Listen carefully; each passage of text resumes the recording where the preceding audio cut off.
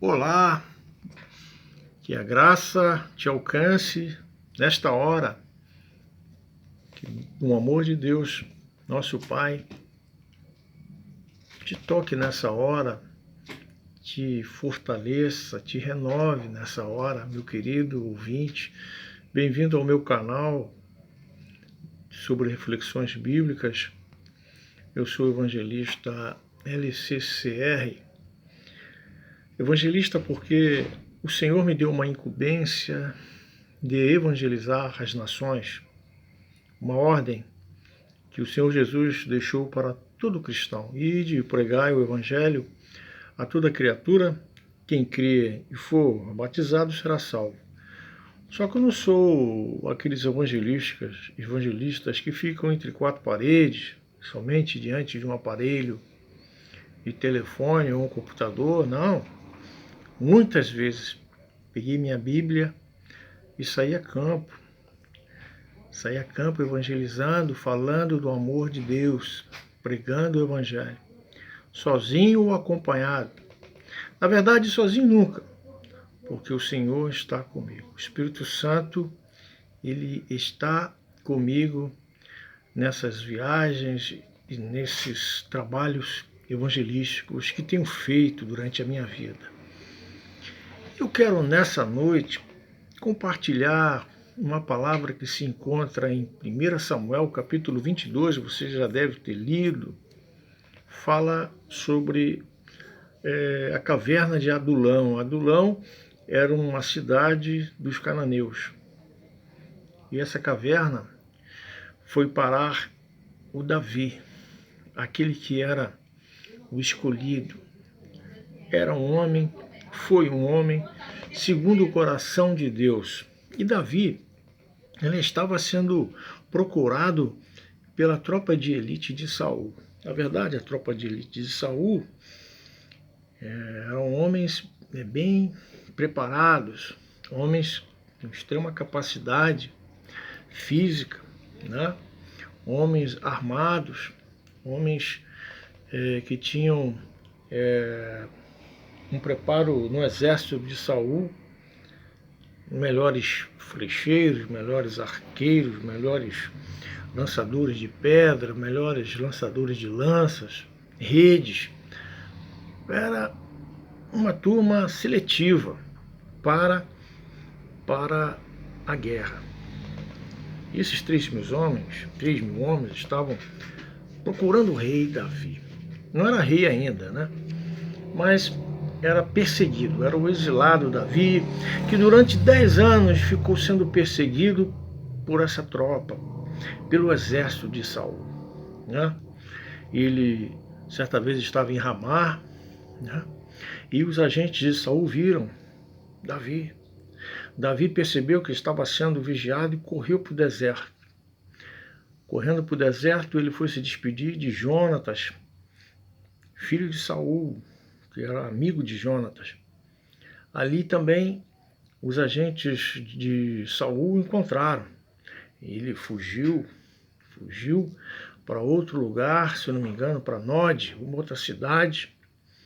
E dali foi indo, chegou a Gate, uma cidade dos filisteus, e por último ele se encontrava agora dentro de uma caverna em Adulão.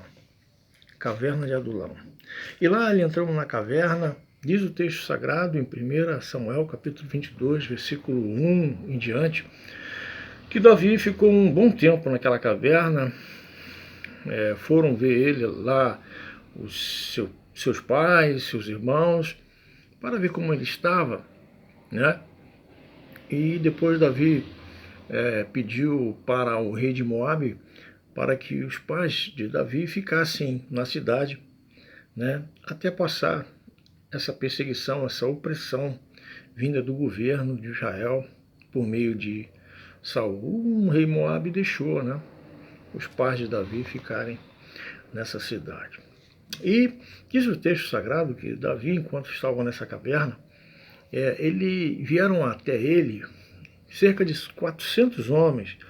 E esses homens eram Diz o texto, eram homens endividados, era a pior classe de homens da época. Endividados, homens que estavam devendo o governo de Israel, homens tristes, pesarosos, abatidos de espírito, homens que já não tinham mais esperança de vida. Mas é interessante que foi ali que esses homens começaram a ouvir Davi contar o que tinha acontecido com ele.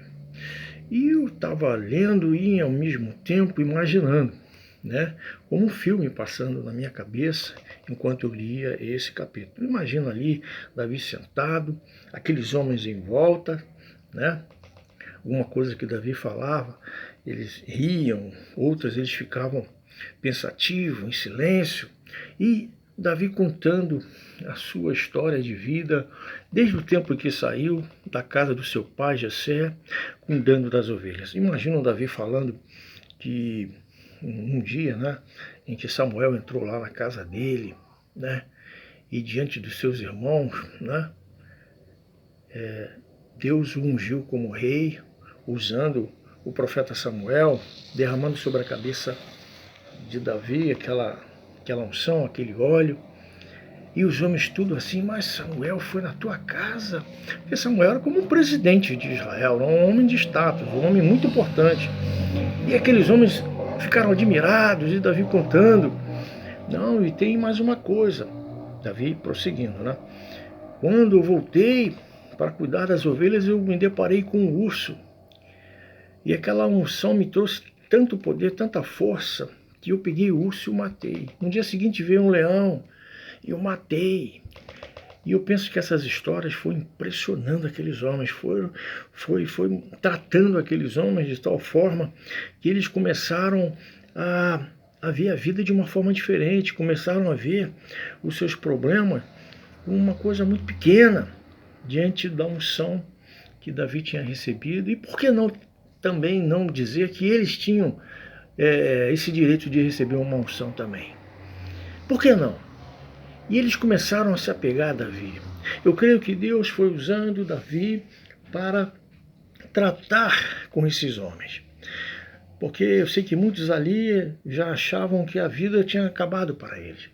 Mas aqueles homens foram recuperados, eles foram regenerados, eles foram fortalecidos, eles foram robustecidos. A fé deles no Deus de Israel foi crescendo dia após dia e Davi foi discipulando aqueles homens, né? E sabe o que aqueles homens se transformaram? No exército valente de Davi, né? Antigamente era difícil, praticamente muito impossível, um ser humano derrotar um gigante. E Davi também contou a história de como derrotou o gigante Golias. E você sabe que foi a partir daí, desse ensinamento, que aqueles homens tiveram tanta fé, né, e acreditaram no que Davi falou, que a partir dali era comum matar gigantes. E aqueles homens também começaram a matar os gigantes, os filisteus, que eram filhos de Gate, filhos daqueles gigantes, né? E existia um povo gigante lá, que a Bíblia fala que em cada mão havia 6 dedos em cada mão. Os homens eram altos, mais de 3 metros de altura. Só que o exército de Davi foi preparado também para enfrentar os gigantes. Eu, reflexionando sobre essa palavra, eu começo a pensar da seguinte forma: Davi como uma figura de Jesus, a caverna de Adulão como uma igreja, né? E aqueles homens que olhavam para baixo, que achavam que não tinha jeito para a vida deles, que achavam que não tinham mais perspectiva de vida para eles, né? De uma coisa grande para eles, são as pessoas que muitas vezes entram na igreja com esse sentimento.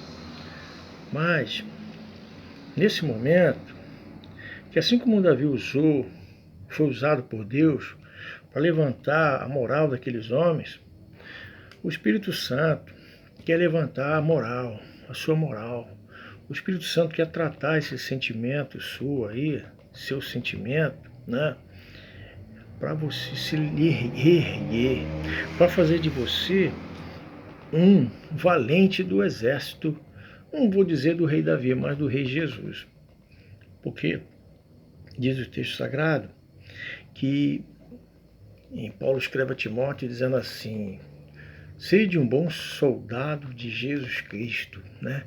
Peleja as aflições como bom soldado de Jesus Cristo. E nós estamos numa batalha. A batalha nossa não é contra a carne nem contra o sangue, mas sim contra as hostes espirituais da maldade, nos lugares celestiais. Nós estamos numa batalha contra o inferno, contra o sistema, né, que é anticristo, esse sistema. Nós temos que nos reerguer, nós temos que nos fortalecer, nos renovar. E Jesus, Ele quer nesse momento, com essa palavra, te renovar, te fortalecer, fazer de você também, né, um matador de gigantes. Qual o gigante que tem se levantado na sua vida? Assim como Davi venceu o gigante, Jesus venceu o gigante, que foi a morte um gigante que Jesus venceu o mundo, né? Você também vai vencer, né? No mundo tereis aflições, tende bom ânimo, disse Jesus. Eu venci o mundo. Então você tem que ter bom ânimo nesse momento. Aqueles homens não tinham bom ânimo, aqueles homens estavam praticamente sem ânimo, né? Sem ânimo. Estavam, diz o texto, lê lá, né? Abatidos, né? Tristes. Mas Davi mudou a vida deles.